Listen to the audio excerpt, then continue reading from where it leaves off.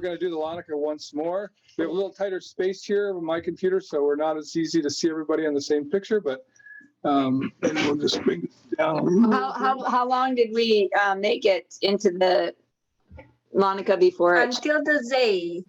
Oh, to the Zay. Huh. Okay, well, we'll do it again. Doesn't hurt to do it again. Right. Okay. So, And I just would like to say, anyone that's not sure of where these are, chapter 30 or 51 will explain. Yeah, it's real important to understand the Lanaka, and it will explain it. So. okay. So we're going to do the Lanaka once more. Everybody can follow with us. Oh, and another thing I forgot to mention, every time we do it as a group, just kind of as you're doing, like you start with the ka in the head, just see your ka connecting to everybody in the group. You don't have to get too visual with it, but because we're connecting every one of our energy root keys here with each other as we do this. So you just envision it in a circle, ka to ka. All right, let us begin. Okay, we'll just start with one breath. Take a deep breath.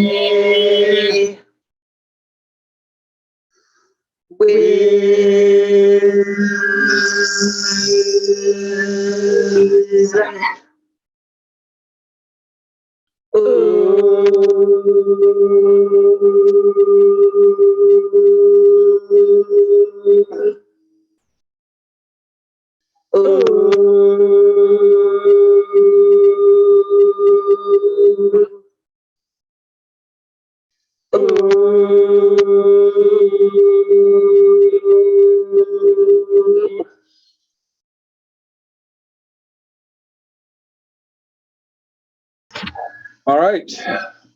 Did that work? Everybody heard that one, right? Okay. Namaste. Namaste.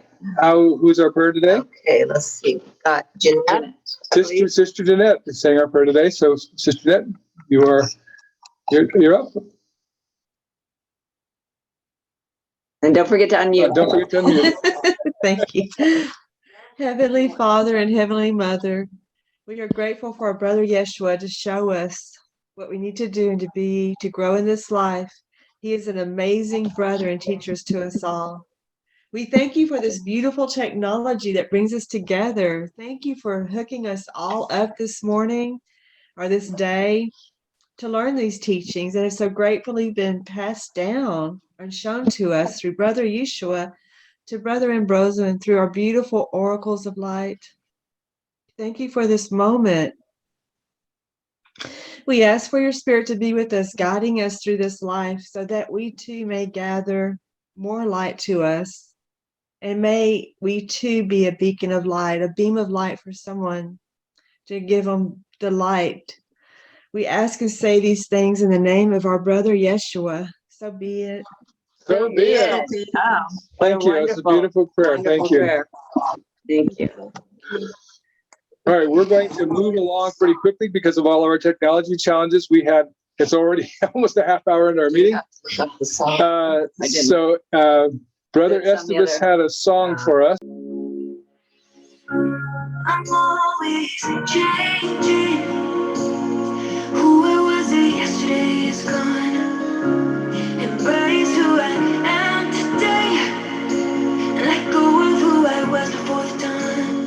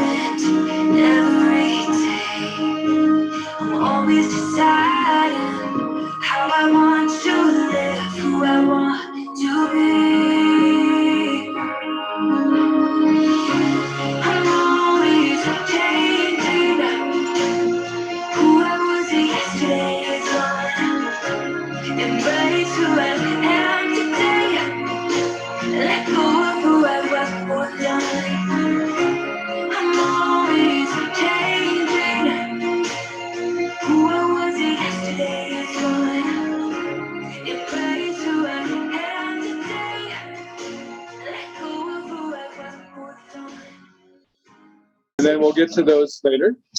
We'll let Tom, if he's ready. All right, for Brother a talk. Tom, are you ready for your talk? Yeah, I'm ready to go. Let's begin with Brother Tom giving us his first talk of Celestine Light. Yeah, we'll have to see how this goes, but I wrote it all down so I could be in the time frame. Thank you. All right, let's see. All right, so the talk I was going to be giving today comes from kind of pigtailing off like what we were saying in the last meeting with like brother Reggie specifically mentioning how once he had faith in himself, he was able to break all sorts of bricks and things. And in addition, talking about faith, like we mentioned in the priesthood, as well as in the general meeting. So this talk's based on chapter 59, Faith in the Belief in the Oracles. And to start it off, I was going to read verses 53 to 55. So Yeshua said unto his apostles, to do miracles yourself, you have to have some faith, because I have told you that you can do it, and you have faith in me. But your faith is of a wavering kind. For though you believe in me, you do not believe as much in yourself. Until you believe as much in yourself as you believe in me, you will never be able to do the things you have seen me or Miriam do. Think it is possible. Gain a sureness of belief. Have faith that is unshakable. Gain a sure knowledge of the truth. These are the 4 steps you must climb to wield the fullness of any power of Celestine light and to realize the fullness of the gifts that have been given to you. Now, I'm not sure about the rest of you, but I find that it is substantially easier to have full faith in Yeshua, Elohim the Son, than myself. Of course, Yeshua can do it. He made the entire universe. So, but think for a moment. If the entire universe was created by faith, and we are bestowed with that same power, what does it say that we couldn't do as Yeshua did? Of course, our level of faith is microscopic to that as the Elohim, but the amazing thing about faith is that it self-multiplies. The more you believe in yourself, the more faith you have in yourself. The more faith you have in yourself, the stronger your abilities are. As your abilities get stronger, you gain greater conviction and confidence, and in them and yourself. This then leads you to gaining new belief, and the cycle repeats. Not only that, it accelerates. So it can be slow going in the beginning. Let's use an example. Yeshua was specifically referencing the abilities of the apostles. So let's say we'll focus on that. First, it's important to pick an ability you would believe that would serve Elohim the best. Let's say you desire to teleport, and you wanted to use that ability to hop around the world and teleport the whole family of light together so we could all be in person. Well, you've never seen someone teleport before, but you can be pretty certain that Yeshua has the ability to do so. Furthermore, if you've read the Secret Earth series, you've heard that Lazarus can do it, so you believe it can be done. But you might not believe that you can do it. This is always the snag. Where do you even begin? But was this not the same thought of Edison when he invented the light bulb, or George Washington when America was being founded? And what did they do? They worked with what they had, their ideas, their allies, the existing foundation. And they tweaked it and worked with these things until they were slowly but surely able to build faith in themselves and what they were accomplishing. And then, once they knew they could do it, incredible things happened. A country was created, an invention was born that changed the world. But going back to teleportation, work with what you have and break it into steps. Surely you have to be able to manipulate your aura to teleport, so first start learning telekinesis. And if you can't do that, then take it a step back and learn how to see auras first. Build a foundation in those things so you can have faith in your ability to do something else with the same power. Console your allies, this family of light, more than anything. What have other people tried? Has anything worked? Even if you attempt it alone, their faith in you accelerates the process. And then one day, probably when you least expect it, and maybe when you throw your hands up calling it quits, you might just open your eyes and suddenly find yourself in the middle of Beijing. And then you will have achieved the impossible through a foundation of faith. With a bit more training, teleportation, like any ability, could even become like moving your arm. You have full knowledge in that you can do it. You don't even need to think about it at all. And with that, you have reached the highest level of mastery. So when you tackle anything that seems impossible, remember, start small and take it step by step. Faith is slowly built, but once you cross the threshold required to do what you need to do, it skyrockets. And the faith you gain in one area strengthens your faith in all other areas of your life. So I testify the truth of these words in our brother Yeshua's name. So be it. So good. That was a great talk, Tom. So be it. That was an awesome talk. Yes, thank you Thank so you. much, Tom. I would just add to that and daily bring brother Reggie's practice into, or And Tom does that too. yes, He does daily that. practice. Of It's the like Lanaka and the Coniflower, not the it Coniflower. doesn't feel like you're doing anything from day to day, but every day you take one little micro step forward until one day it's like, wow, I've come a long way. That But was- it doesn't seem like you. But that was just a really Yeah. excellent talk. Yeah, Yes. wasn't it? Yes, can you? And Really great. Beautiful. The, Thank you, Brother Tom. so another thing to put on our list of things to do in our priesthood class is to actually show you some telekinesis so you can start practicing how to do it at home too. There's a long list of things to talk about. All right, I'm going to look and see if I can find Brother Reggie's talk on my, I can't minimize it, okay? How you doing, my brothers and sisters of Celestine Light? Today, we're going to talk about the Temple of Elohim. You know that Elohim has many temples. He has the forest, the sea, the mountains, the parks, the countryside. Everything outdoor is the Temple of Elohim. But also, what's the most important temple that the Elohim has created is us, our bodies. Our bodies are our temple.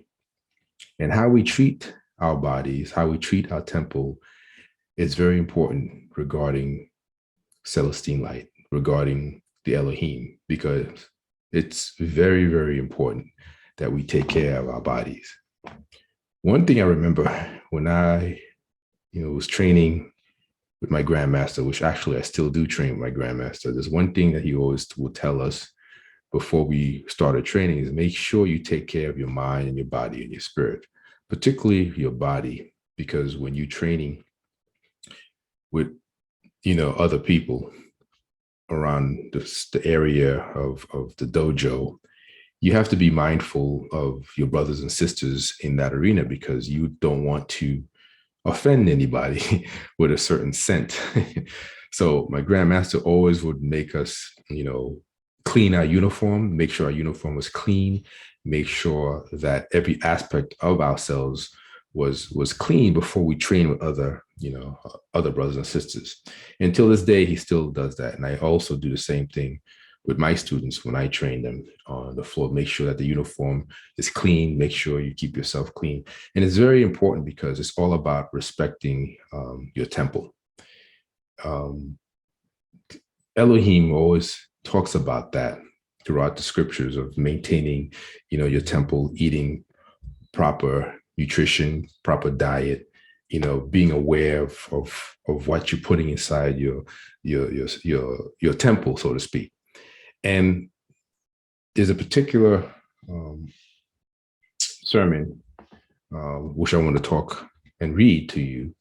It's from Vivus, chapter 68, verse 7 through 13. And it goes like this.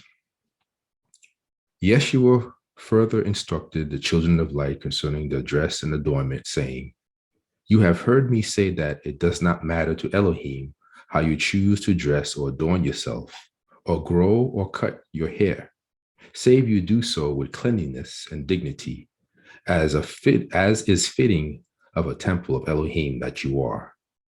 But you have also heard me say that it is both the inside and the outside of the cup that matters, and not just one or the other. And though your choice of adornment is of no consequence to Elohim, it is of greater consequence to you than you have imagined. In the world, there are people who think that only the outside is important. They imagine that rich clothes make them like kings, or that a beardless face shows that they are still young. Then there are those who do not care for the outside, and they often look and smell like a dung heap. They think only the deeper inner things of the spirit are important. So they disdain taking time to maintain the outside in cleanliness or beauty. But I say unto you unequivocally that a path that looks only at the outside or only at the inside is a path of little understanding in the Celestine light. Verily, it is only a path that strives for the purity and cleanliness of both the inside and outside that finds the greatest light. Therefore, take care to not be enticed by either a greater love for the inside or the outside, but to maintain both in harmonious balance, for together they are your temple. When looking to the inside, see that you do not become overly pious. Do not think that in your devotion you are above another, but judge none and seek only to improve yourself. Only others will illuminate your example if they find it worthy. So just by this passage alone, it talks about how we as Celestine Light should maintain a harmonious balance with our temple, both inside and outside. Look toward to take care also the outside aspect of ourselves and the inside aspect of ourselves, creating a harmonious relationship. With that being said, I attest in the name of Elohim, I testify to you, my brothers and sisters of light, the truth of these things. And I do so in the name of our brother Yeshua. So be it. Sister Danta, you are on. Okay, always ready. So this chapter 5 from Vivus that we will explore today is closely linked to the talk that Brother Embrosewyn will going to tell us all about hope and commitment and belief and certainty. And here, this chapter is called Commitment to the Light. You remember from previous chapters that Yeshua and Yochanan already knew. They were full in the knowledge of what is going to happen with them, and they have started their mission to fulfill Elohim's plan. And now it was the turn to tell their closest family. So they got back to Nazareth to visit their family and to tell them what is going to happen soon. So when they were returned to Nazareth, his brother wanted to give them a feast like they always do for people coming back safe and sound. But Yeshua is being Yeshua, and he knows that they were short of means. And he said, just leave the feast and we will gather together with love so we can talk about the things we have missed. So they talk all night long until Miriam and Yeshua knew everything that has happened, as they never miss a thing. And then on the seventh day, Yeshua and Miriam wanted to speak alone with his earthly mother, Miriam. So they called Miriam, the earthly mother of Yeshua, to if she can come in his brother's house alone. And when she was alone with them, she hugged them and she kissed them. And she did what every parent still does. She asked them if they were finally here to stay with her so she can grow old and happy and have her every child in her arms, and her nephews and her nieces and her grandchildren here with her. And this is what parents still do. They want to have their children by their side, but that is not possible. Even Yeshua couldn't be near his mother, even none of us, even your children, when they are up to an age, when their own mission to the world starts, you have to let them go. You don't create children to stay with you, even though you love them very, very much, but they are not supposed to stay in the same place. As Yeshua said, I was not born on this earth, in this world, to give the celestial light just to the people in Nazareth, to die where I was born. We are put in this planet, in our family, but just as a starting point. It always was like this. We chose our families in our primordial life. We chose our mission, but our families are just the starting point. We were not meant to just stay in the same circle. All the children, every single human being is meant to fly and spread their wings. So it was time for Yeshua to tell his mother, as to every child eventually, to tell their parents that they are going to fly free, to fly to whenever mission they have from Elohim or their own soul. Yeshua took his mother's hands and he said, no, dear mother, no. I was not meant to be as a carpenter in the village where I was born. You know that I have a greater calling. And Miriam said, yes, I know that you have a greater calling, but do you have to go? And Yeshua said, if I were only for the people of Galilee or Palestine that I labor, I would sleep every night within the walls of my home in Nazareth. But I am the celestial light of Elohim come to the world, and the foundations I must lay will take me beyond the sanctuary of my family and their support. Yeshua, holding his mother's hands, explained to her, and he explains to us in this chapter, the whole purpose of why he is here in this earth, especially verse 21 and verse 36. And he says to his mother and to us, I must seek out those who will carry the torch of Elohim once I'm gone, and teach them in the ways they should go, that they might spread the celestial light of heaven to all of the world, even though they will be but few. He says to all of us that he is the bearer of celestial light. He is the fullness of celestial light, and now he goes to fulfill his destiny so he can find his disciples and then his apostles, to whom they will be only 12, but to whom he will leave the fullness of celestial light, which are not the chosen people, but those who are ready to receive that amount of knowledge. We choose by ourselves. There are no chosen ones.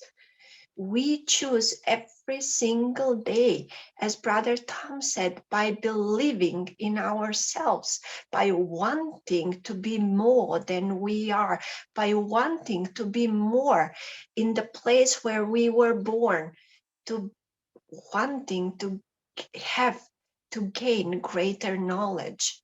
And he says, so too, I must confront those in power, both those over the flesh and those over the spirit, to declare that which is darkness and give them which is light. So for all time thereafter, the spirit of the simple truths of Elohim will permeate the earth and give courage to the true children of light wherever they may be.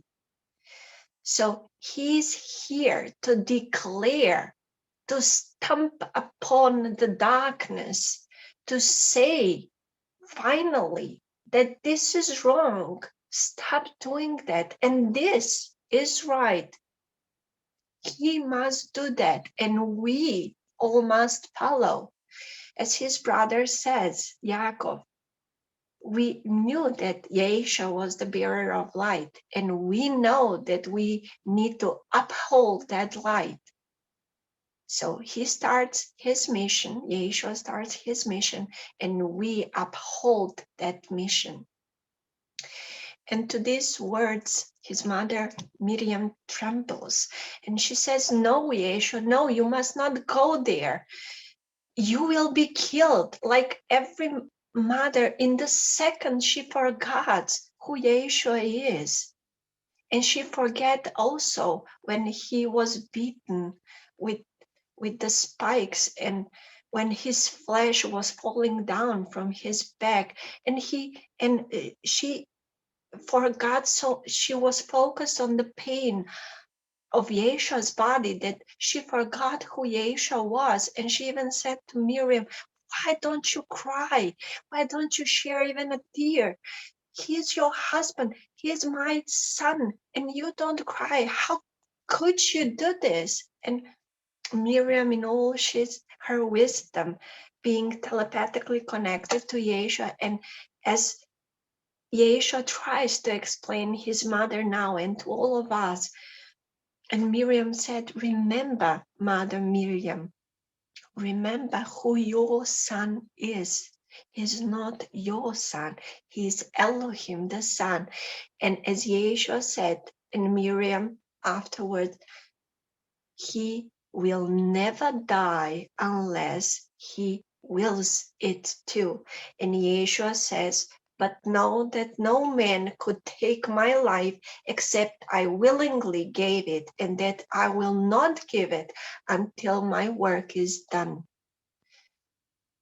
That calms her heart now, and those words will calm her heart in Golgotha, where Yeshua will be sent to be crucified. But Miriam knew, Miriam never doubted the words of Yeshua. But as a mother, she seemed to forget, she seemed to concentrate back then on the pain. And all the apostles, they forgot who Yeshua was.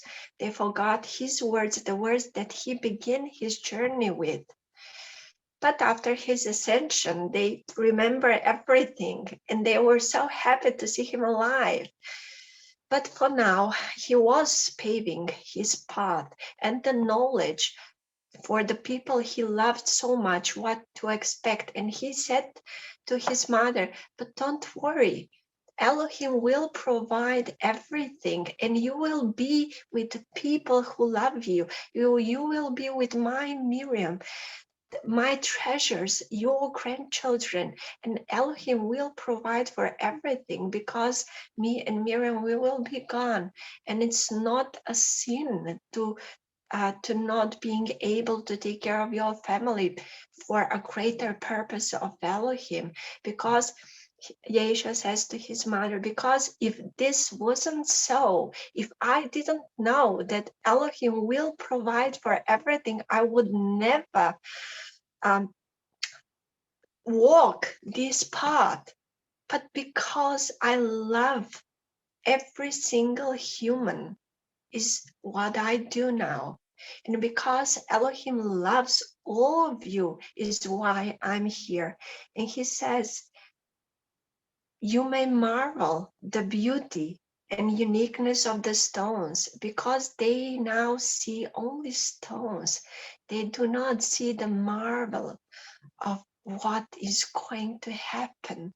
But Yeshua knows, Miriam knows, and they try to put it in simple words to explain to his mother. And he says, but when the building is finished and the last stone is laid, you will no longer think of the stone. She will no longer think of his dead body, of the pains he suffered. but they will be transformed into something grander, of even greater wonder. That which is laid in mortality shall rise in immortality, for greater and more magnificent. And he didn't speak only of himself, he spoke of every single soul there, of every single Alamar, because he says, I have come to bring the fullness of the celestial light of Elohim to the children of men. But even greater still, I have come to conquer the sting of that never more will be the end of light and the beginning of darkness, but henceforth will be the end of the darkness and the beginning of light, and the end of divinity and the beginning of forever. He speaks for himself and for every single Alamar that was, that is, and is going to be on that planet Earth. For before Yeshua, they never ascended. That was the end, the beginning of darkness. And Yeshua is the pathway. Yeshua is the bridge between mortality and immortality. With Yeshua's death and ascension, every single soul that had died, will die, and will ever be born and die, shall ascend to heaven, will have the opportunity to come back home. This was the great plan of Elohim. So much he loved us that he sent his firstborn son here so we can go back home. And with all this, his mother was calm, and she said, I'm here for whenever you need me. And she thanked her for being the special daughter of God that she was. And then Miriam and Yeshua went to the house of his brother Yaakov, who will be one of his apostles, to ask him, to ask all his brothers if this little village of Nazareth will become the cornerstone of the community of light. If they will have their children, if they will have Dara and Uriel to protect and love and take care as their own children. And Yaakov said, yeah, we knew from the beginning that you were strange, and we thought that we should shake you up because you weren't right in the head. But then we knew by your words that it was us who were wrong. Because as today, when someone talks about God, when someone talks about the angels, or even speak to them, parents bring you to the psychiatrist or to an exorcist because this is not normal. So back then, his own family thought that he had marbles for brains, but they knew eventually that what he talked about felt right. They felt his words, his truthness. They had surety and certainty in their minds and in their hearts. And his brother says, for you have given us greater knowledge that resonates in reason and deeper in our heart. Therefore, go where you must. Be gone as you will. And Miriam too, because she is the special witness, the only perfect witness of everything that Yeshua did. Your children will be as our children, all of our children. Where before they had a father and a mother, now they will have many fathers and mothers. Where before they had only one each other, now they will have many brothers and sisters. So they accepted them and they protected them. And this was the seed of the community of light. It all started with the family of Yeshua. And Dara and Uriel, they try to understand who their father is and who their mother is. As children, they had some slight problems in understanding the greatness of who their parents are, but eventually they come to an understanding that they are part of something grander. And for now, they will have as many brothers and sisters and fathers and mothers as they will. And then at the night, when the children lay down, Miriam just cuddled in Yeshua's hands as she always did, because the love between the two of them was pure and great, and they always held hands, they always cuddled, and Yeshua never missed a chance to lay a soft kiss upon Miriam's forehead or on her lips. He always shows her love, his love for her, and she her love for him, no matter who's watching. Love, they emanate love in every single second. And even on the night before his beginning, because he said on the morrow, verse 36, chapter 5 is where Yeshua says, on the morrow I begin to fulfill the fullness of my purpose upon the earth. I must step past the boundaries of Nazareth and journey into Galilee and beyond to preach the celestial light of Elohim. And even upon that night, they cuddled and they fell in love once again. And Miriam was a bit concerned because they left 2 more mouths to Yeshua's brother to feed. But Yeshua said, but we don't have anything else. The treasure of the Magi, you remember the Magi brought treasures that Miriam, his earthly mother, and Joseph buried it in the ground in their house in Nazareth. And it was all gone. And he says, but don't worry, let our journey begin tomorrow. It is my desire to begin to gather disciples unto me, but let us also seek to be guided to a small treasure of the earth, that the care of our children not be a burden upon our family. See, even Yeshua asked and seek to be guided to a small earthly treasure so he can pay, so he can give some money, because they needed to buy food, they needed to buy clothes for their 2 children. So we too can ask for anything that we desire and we feel lack of, and Elohim will provide.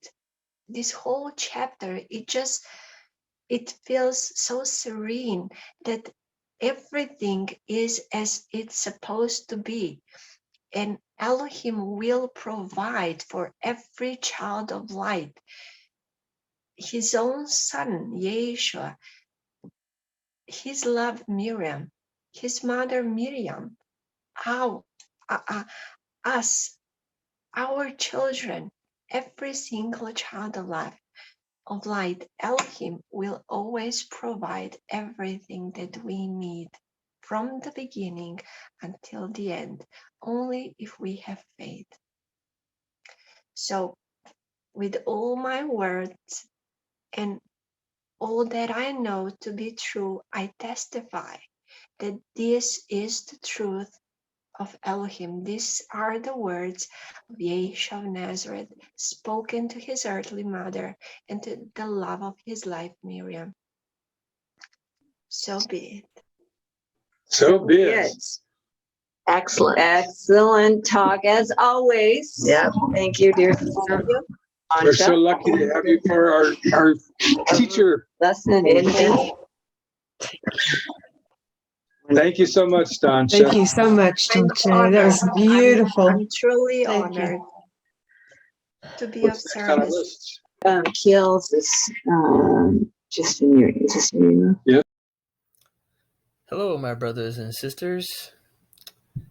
Today, I'm going to talk a little about the herb known as alfalfa. Alfalfa has been called the father of all foods because it is so rich in essential nutrients. Now, alfalfa is a plant that many people have heard of, but they don't know much about, other than the fact that it's a plant. And some people think that it's a grass, but it actually is in the legume family, Fabaceae. It is considered one of the most ancient herbs known to mankind, and is considered a super herb, perfect for its nutritional value. Our ancient ancestors considered alfalfa to be vital in their everyday lives, and they ate the plant themselves, as well as giving it to their livestock, and used it as a fertilizer on their lands to grow other crops. And much of these practices are still being done today. Alfalfa is known for its tolerance of drought, heat, and cold, and for the remarkable productivity and quality of its herbage. The plant is also valued in soil improvement and is grown as a cover crop. It grows 1 to 3 feet tall. Alfalfa's organic salts are among the richest known. The depth and spread of its roots, enabling it to absorb its valuable nutrition, going 40 to 60 feet normally into the soil, and as far as 125 feet, which is the reason why it can obtain all the vitamins and minerals that it has.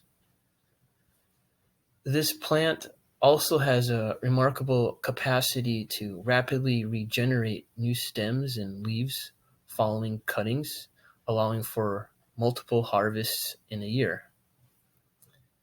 It has a long history of use in traditional Chinese medicine and Indian Ayurvedic medicines for digestive complaints, jaundice, and blood clotting disorders. There's also evidence that some 19th century physicians used alfalfa for the same purposes, and also to encourage lactation in nursing mothers. Actually, the list of things that the alfalfa plant can do are seemingly endless. It also contains essential amino acids that are not made by the body, but must be obtained from food sources. Because it is so easy to assimilate, many green powders and vitamins use it as a base. Also, it contains the highest chlorophyll content of any plant and is often used to make liquid chlorophyll, which is highly nutritious.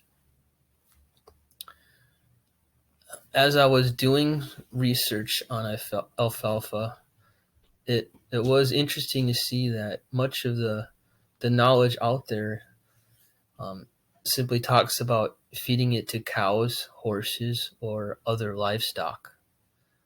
Most people don't even give the thought that we could be eating alfalfa plant for our own greater health. It's something that's more commonly used for human consumption in Europe than in the US. There are those who understand that alfalfa can be used as a supplement for healing ailments, but it could also be used as a food source as well, especially since it has a high protein content as well as many vitamins and minerals.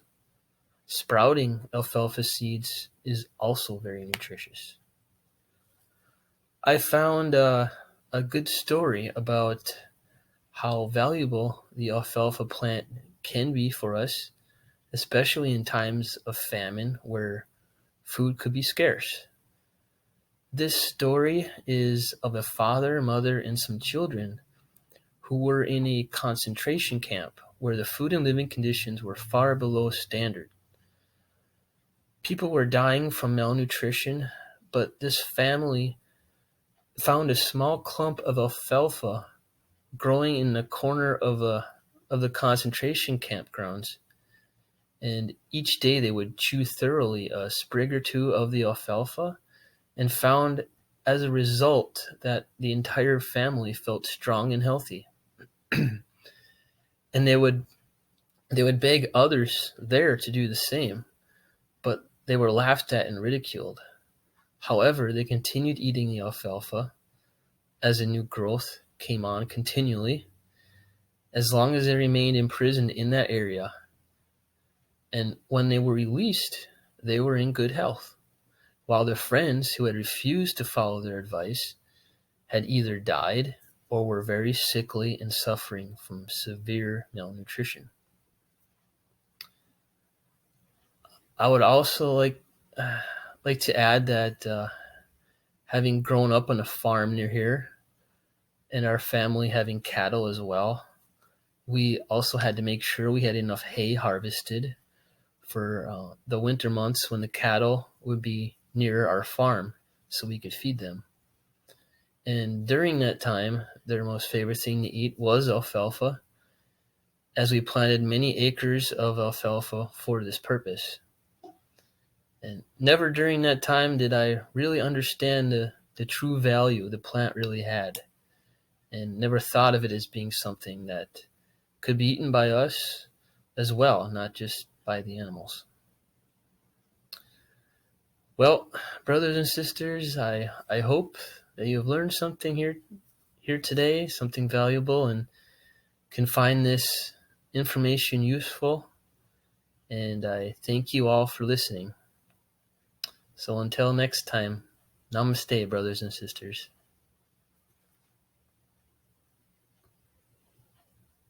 Okay, so everybody can see me, right?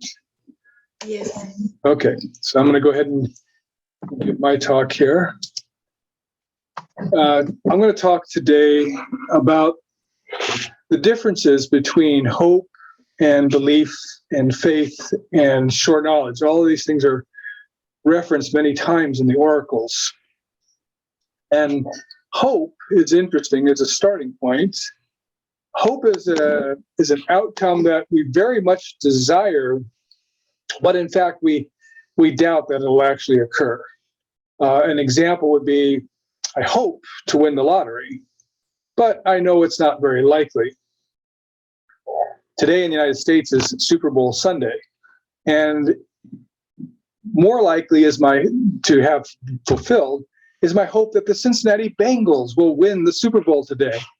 And it's a stronger hope because unlike the 1,000,000-to-1 odds of winning the lottery, there's only 2 teams playing in the Super Bowl. They're pretty evenly matched. So my hope has almost a 50% chance of happening versus a 1 in a million chance of happening with the lottery. Therefore, I'm much more hopeful about my favorite team winning the Super Bowl than I am about my lottery ticket winning. Not that I have one, but this is an example. Now, though hope often does not deliver the desired results that we wish, it's still a very powerful motivator. When people have no hope, they give up and they die. When they have even a sliver of hope, then it will give them the will to keep on keeping on, to keep on striving to find the solution, to win the fight, to follow through with unpleasant tasks, like, for instance, a cancer patient who has to receive and bear the difficult pains of getting chemotherapy and all the things that come with it, because they have a hope by going through all of these unpleasant medical procedures that it will eliminate their cancer. And so they do those unpleasant things because of their hope that the outcome in the end will be what they desire. They don't have a guarantee, they don't even have faith, but they do have that hope. Well, the next step up above hope is belief. Belief is an outcome we desire or a reality that we believe in and we very much do expect to achieve or see fulfilled.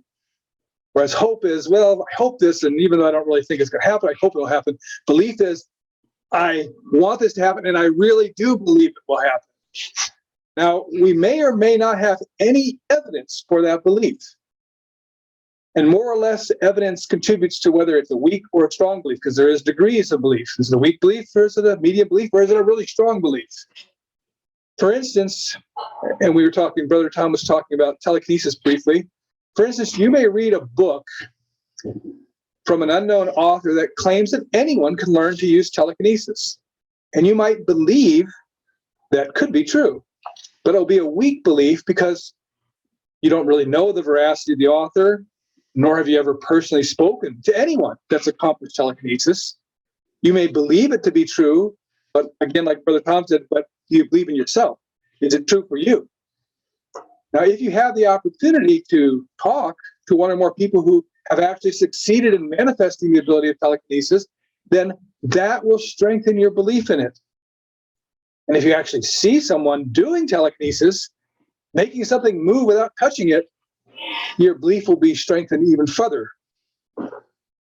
Now, belief can also be for both tangible and intangible things. For instance, telekinesis is tangible. Something moves. And you can therefore have physical evidence of the reality of telekinesis.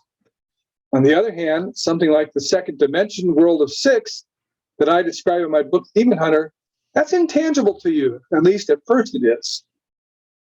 Initially, your belief in six and in the second dimension will be based mostly on your belief in me. But as you learn to travel to the second dimension and the planet six during your night travels, as we're going to teach you and help you to do, your belief will be strengthened because it will be augmented by tangible memories that you have. Now, on that note, I should say, we talked about this a little bit before, we will be mailing this to those who are interested, and it will help you have, we're making a potion up that's been percolating for some time, and we're going to be mailing that potion to those who are interested in being able to have a better recollection of their night self travels, being able to have lucid dreams, vivid dreams. So those things will be coming. Make sure you let us know if you're someone who's interested in receiving that. Now, for those who are interested, I also suggest you begin preparing right now for that experience by starting a dream journal. Every time you wake up, whether it's in the middle of the night or right in the morning, just where you have to get up and go to work, immediately before the memory fades, write down every detail of what you were dreaming right before you woke up. And if you're having vivid dreams or vivid lucid dreams, then you're going to likely wake up in the middle of the night, particularly during an adrenaline pumping part of the dream. Well, that's okay. Wake yourself up enough to write it down. And if you don't do that, if you say, oh, I'm really tired, I want to go back to sleep, I'll remember this dream. It was so amazing. I'm going to remember it when I wake up. But you won't, probably. Maybe 99% of the time you will not remember a dream that you had very vividly awakened from in the middle of the night, hoping you're going to remember it in the morning, and you most likely will not. So if you wake up enough to write down the dream, then it will be there for you to remember. And just even a few little details help you remember more when you're awake. One of the things I do, because I don't actually want to wake up that much, if I'm waking in the middle of the night and then I get up to turn on a light and write down what I remember, that's actually going to be maybe a problem for me getting back to sleep because I became too awake. So what I like to do is keep this little mini recorder by the bed. It's very small. And if I wake up in the middle of the night with something, I can't forget that in the morning, I got to remember that, then I'll just reach over in the dark to my little tape recorder, turn on, say what I want to say, and put it back down and go to sleep. The light never gets turned on. I don't have to wake up very much, and I go right back to sleep. Now, anyone who's ever played competitive sports understands the power of belief. If you believe that you or your team can win the competition, there's a fire of confidence that burns inside you and motivates and propels you to give your utmost to attain the victory. On the other hand, if you're going to go up against a competitor that you feel you have no chance to beat, then you're not going to have that motivation fire burning in your heart. You're simply will not give your utmost effort to win. And if you ever play competitive sports, you've been in both of those situations, the one that you believe you can win, and so you try so hard, and the one that you don't believe you can win, and you simply don't give it everything you've got. Now, because belief is a precursor, to faith, demons work very hard to undermine and destroy people's beliefs in anything that would bring them closer to the light. So just keep that in mind, that if you have beliefs that are true and to the light, no matter if you're weak beliefs, medium beliefs, strong beliefs, demons will work to undermine those beliefs because they don't want you going closer to the light. They'd like to see people's lives be as destroyed as possible. Now, faith is the next thing I want to talk about, and this has been talked about a lot. Thank you, Brother Tom, for your fantastic talk on faith. Faith is one of the two greatest powers in the universe, along with love. Faith is the power that brought in the light and the matter to create our universe and all the planets, stars, and innumerable life forms within our universe.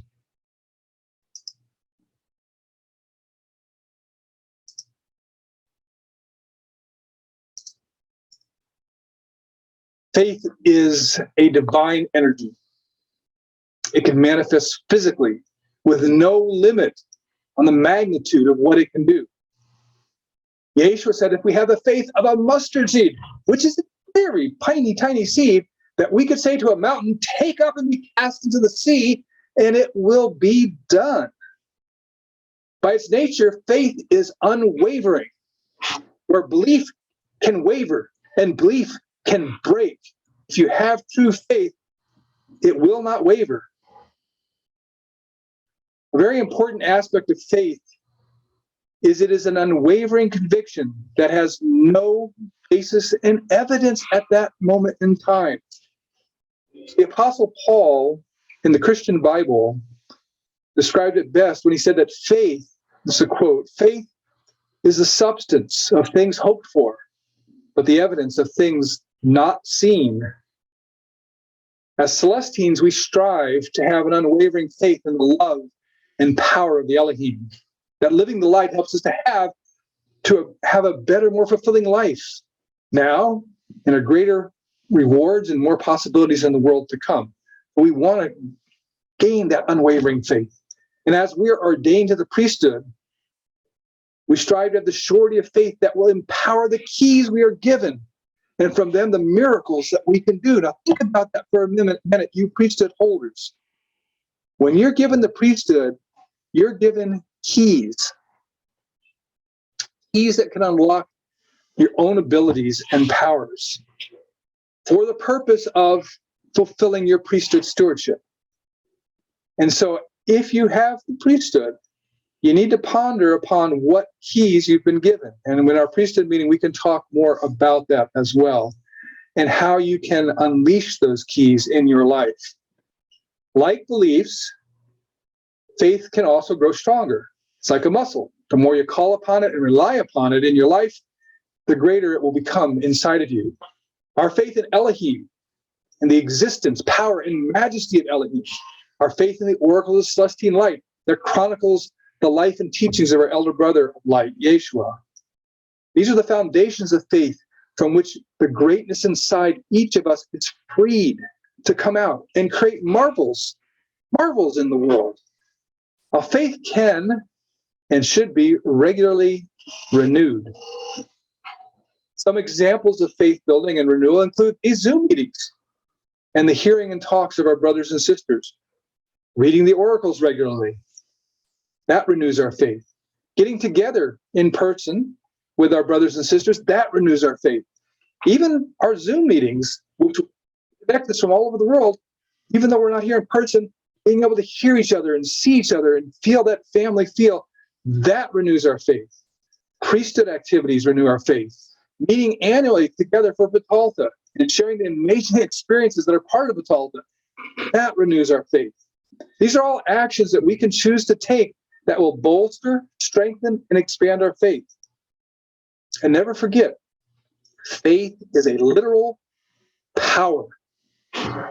one that can move both physical and non-physical mountains.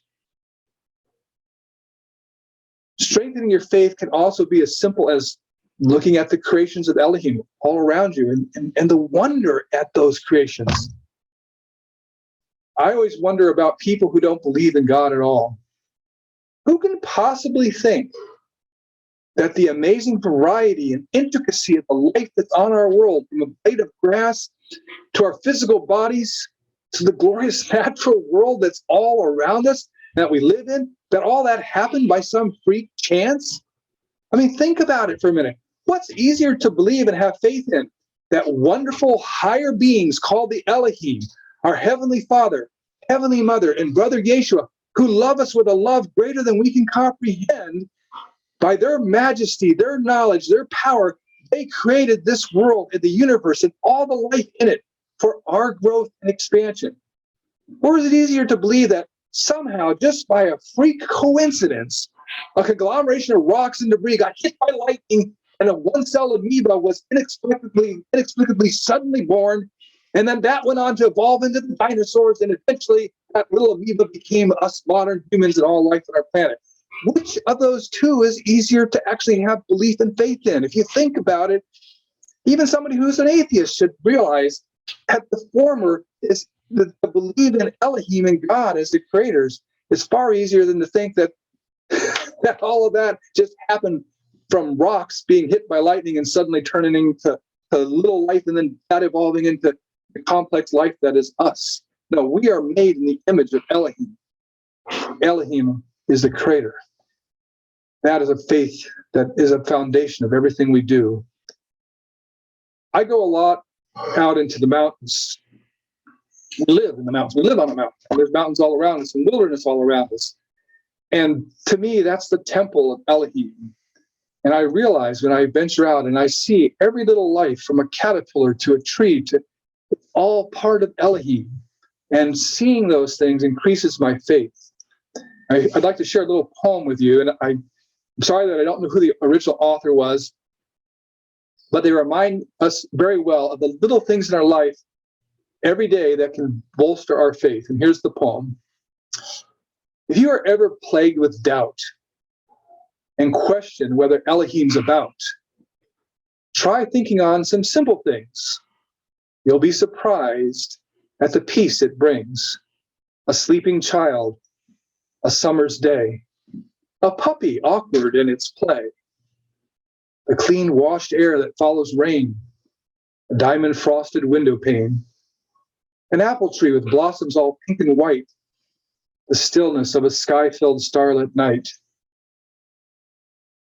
a fire crackling on the hearth, the smell of freshly spaded earth,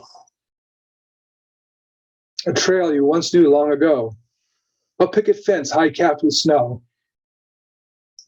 a song your mother used to sing. Well, you can pick almost anything, and still you will find the answer there. It's Elohim's world. Their presence is everywhere. Brings tears to my eyes just to read the poem.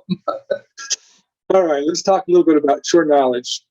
Interestingly, though sure knowledge follows after faith, it's merely the results of faith fulfilled in an undeniable way. The real power is still faith. Sure knowledge is just the icing on the cake. Let's go back to the example of telekinesis. In the first step, someone has a belief that telekinesis is possible.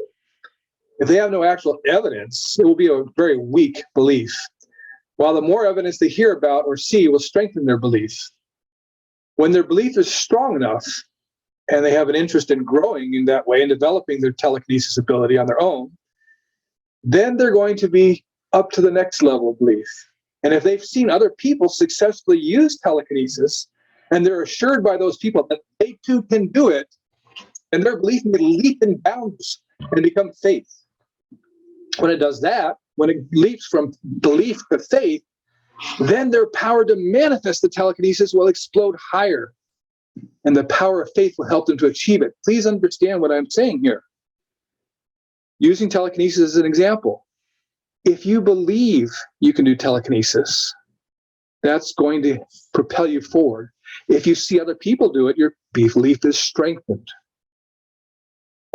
But once you reach a point that you have faith that you can do telekinesis, faith is the power that unlocks your auric energy that makes it happen. So yes, without faith, you can make telekinesis happen. I can sit someone down who's never done telekinesis, doesn't even know what it is, and I can show them a simple technique that within a few minutes, they'll be doing very primitive telekinesis, but making something spin really fast. But if that same person wants to move something heavier, they're going to need more than just, here's a technique, do it, and it'll work for you. And that is done first with belief, and belief going to faith unlocks a huge, enormous amount of energy that can make far greater things possible, not just with telekinesis, but with anything. But once someone's actually achieved it, once they've seen evidence that, wow, I can actually do this, I can make something move without touching it, then they no longer have faith because now they have sure knowledge. They've seen the evidence with their own eyes that what they had belief in, what they had faith in, actually is true. So now they have a sure knowledge.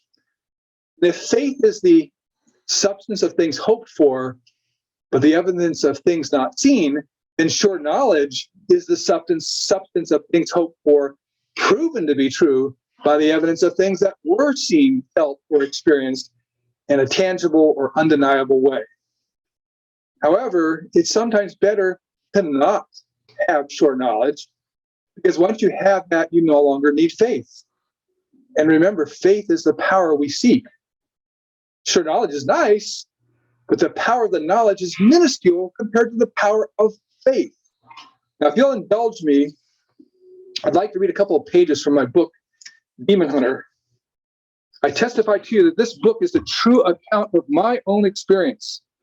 And in these few pages, my mentor, Kadir, explained to me why we are all here in these mortal bodies and the very great importance that faith plays in this life.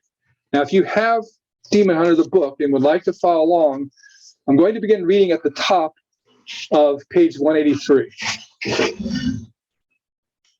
And Kadir said this far better than I could, which is why I'm going to read Kadir's words for this. Let me just check in real quick, make sure everybody's still here. Okay. All right, everybody's still here, so we'll continue on. And I'm going to start on page 183 at the top of the page.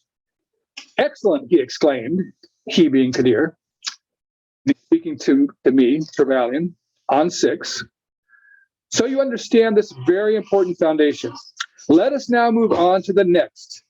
Henceforth, when you hear me refer to God as singular, remember I am talking about both our celestial Father and celestial Mother, together in the plural. They are two distinct individuals, but they are united as one in all things when it comes to their stewardship. Next point, Kadir continued. All of us have lived a much longer time than our minuscule mortal lives. Before we came into this physical world, our souls were created by God and placed into spirit bodies. Spirit bodies are not like ghosts.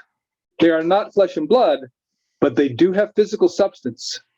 Similar to the difference between first and second dimension bodies, they both have physical substance in their realm.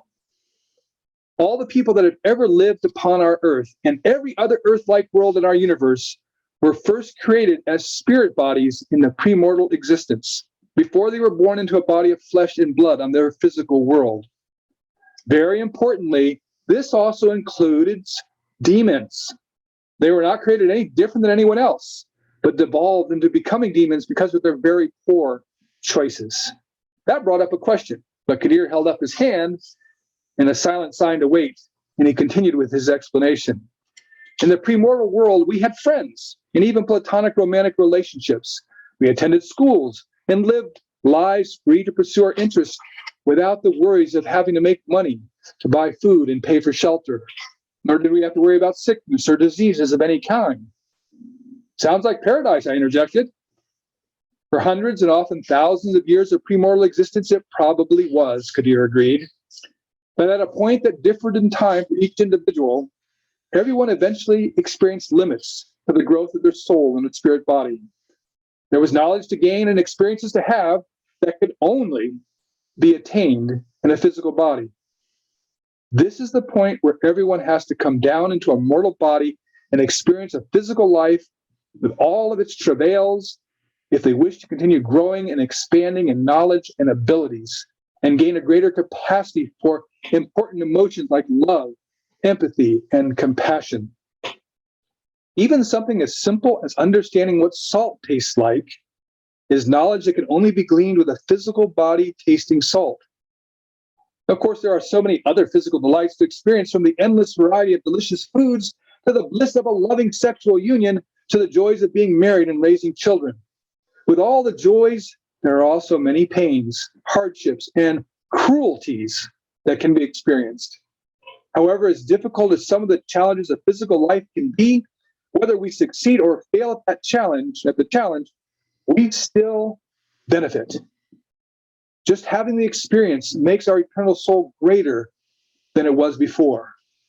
We can learn and grow as much from our pains and failures as we do from our delights and successes. Often, we grow even more from our failures. Why they occurred, it's seared into our consciousness, and that memory serves us well in similar situations when they occur in the future. Our mortal life is very brief. Of course, when everyone departs the premortal world to go down and experience physical life, their fondest desire is to return to an immortal life enhanced and expanded because of their physical experiences. I couldn't help myself. I just had to interrupt and ask a question. Kadir, are you sure this is right? I don't remember even one iota of a premortal life. If I had lived for hundreds of thousands of years in a life before the one I am living now, I think I would remember it, or at least the most memorable parts. And I still don't see how this has anything to do with the demons, which is a question I had asked earlier that this all led up to. It would be a curse to remember, Kadir replied dismissively.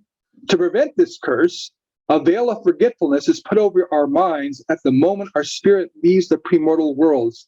The memories of our former life and relationships can be recalled with special techniques, but for the most part, they are only brief glimpses of the past, and anything more would be impediments to our eternal progression. There are 3 reasons we come into a physical life. 1, we are here to gain knowledge and experiences that can only be gained with a physical body. If we could fully remember the ease of our premortal life, we would long too strongly for it when faced with the challenges of a physical life. That longing would be a curse that prevented us from making our best effort to live our physical life to the fullest. We would neither grow nor expand our soul, and our short physical life would be squandered. 2, we are here to build our character, to become better souls by making choices of significant goodness and benefit to others. We are here to embody all the virtuous qualities that demons hate. With each trait of light we fully live, we increase the powers and abilities of our soul. And that is a wonderful benefit in both our physical life and our immortal life to come. It is by living through the challenges of physical life that our character has the opportunity to grow and develop. How we interact with others, from family to friends to people we did not even know, how respectfully we treat them, how lovingly, how positively, how helpfully, all adds to our character. That was easy in the premortal life when there were no pressures, no illness, and no need to work a loathsome job for money to exist. However, making those good choices under the many stresses of mortal life are the building blocks of a noble character. Lastly, now I'm finally getting to the part about faith. Lastly, we come into a physical life with a veil of forgetfulness over our minds so we can develop faith. If we could fully remember our premortal life and hence unshakably know that we are eternal beings, we would not be bothered so much by the challenges of physical life, because we would know that, just like so many religions teach, there truly is eternal life to come. Therefore, what would be the point of being concerned by the blink of an eye brevity of our physical life? We wouldn't be bothered so much by our physical life challenges, but neither would we have the motivation to gain knowledge or improve our character. It would be easy to think about just cruising through the microsecond of eternity. That is our physical life. And that is why we have the veil of forgetfulness, because we cannot remember our premortal existence. When religions of the world teach of the immortal life to come, we have no way to know that what they preach is true. We can only develop a faith that it is so. That faith in inheriting a greater glory through the good physical life we lead becomes the motivation to take actions that demonstrate love for ourselves and for others. Keyl stopped and took a deep breath, then let it out slowly. Here is the most important part, as far as your progress as my protege goes. Faith is literally a power. Through it, though it is almost always associated with religions, it is the greatest of all magical powers.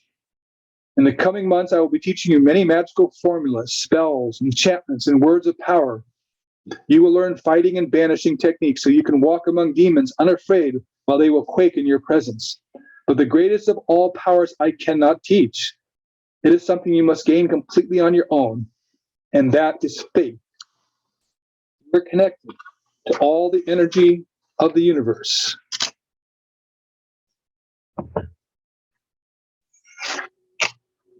The power of the sun, of all the suns, is at your command if you but have the faith to command it. And I'll end there, and I'll testify to you, my brothers and sisters of light, that faith is a power, and it's something we all want to cultivate in every way we can, whether it's attending these Zoom meetings, reading the oracles on your own, going into the mountains and the forest or the ocean and communing with the Temple of Elohim. Everything you do to build your faith will help you greatly in this life and in the next. And I testify to these in the name of our brother Yeshua. So be it. Yes.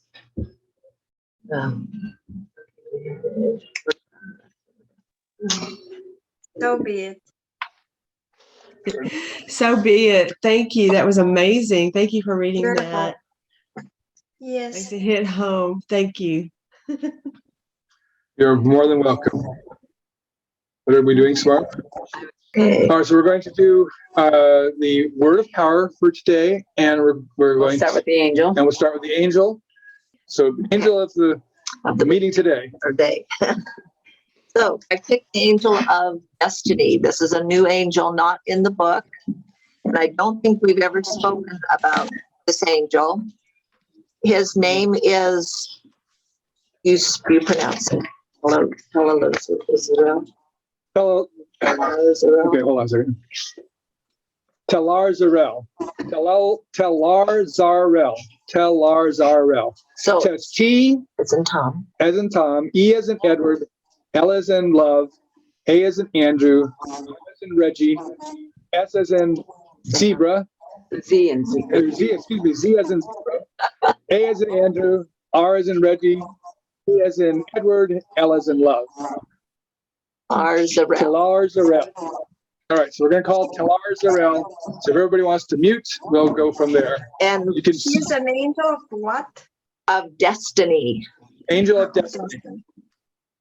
And he's there to help you if you're not sure of your destiny, or if you know of your destiny, but you need some help, a boost to get more involved with, living your destiny.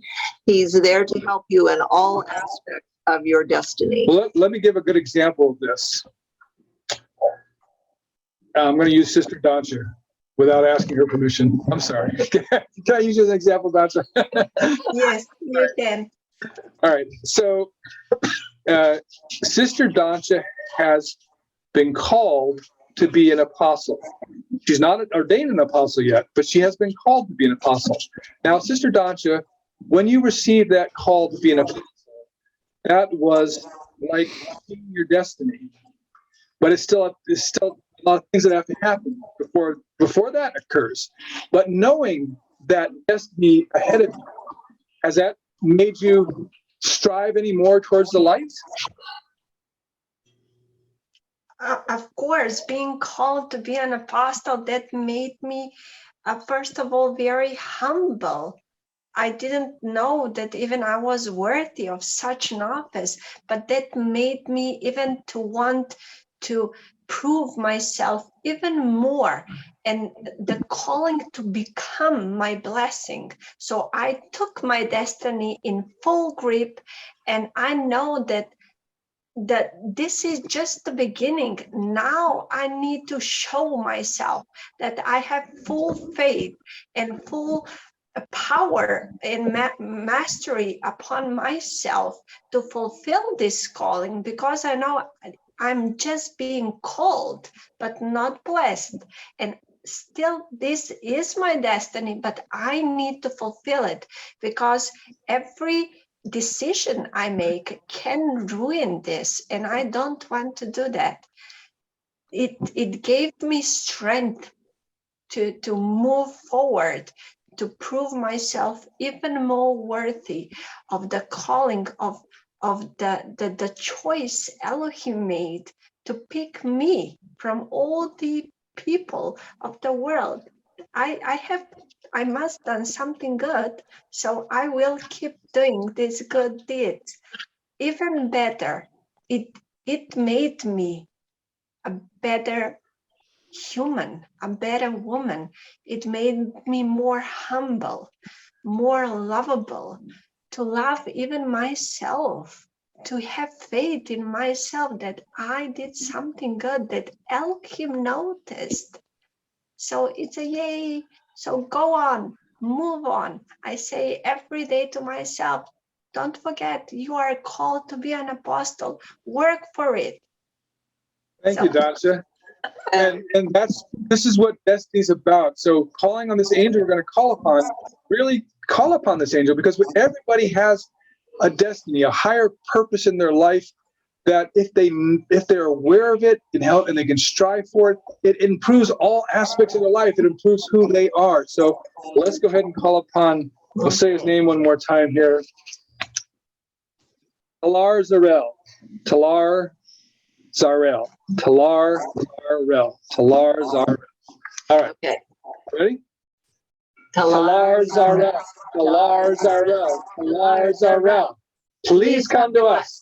As we need, so let it be. Talar Zarel. Talar Zarel. Talar Zarel. Please come to us. As we need, so let it be. Talar Zarel. Talar Zarel. Talar Zarel. Please come to us. As we need, so let it be. Talar Zarel, thank you so much for being here with us all. And we appreciate so much that we can call on you to help us with finding or pursuing our destiny. So however each one needs it, you know and they know. And we just are so grateful for your presence. And we love you and we thank you. So be it. So be it. So be it. Thank you, Skye. And Sumara's going to have a word of power for us. Okay. And to go along with the angel of destiny, I chose the word of power on page 88. Oh, Parum. In our book. Right. Well, this is the new one. Oh, okay. Oh, okay. It's to discover your purpose in life with a clear vision of your best path.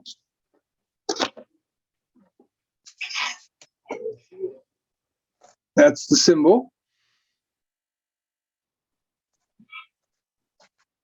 And we say this, O Parum Fontessar.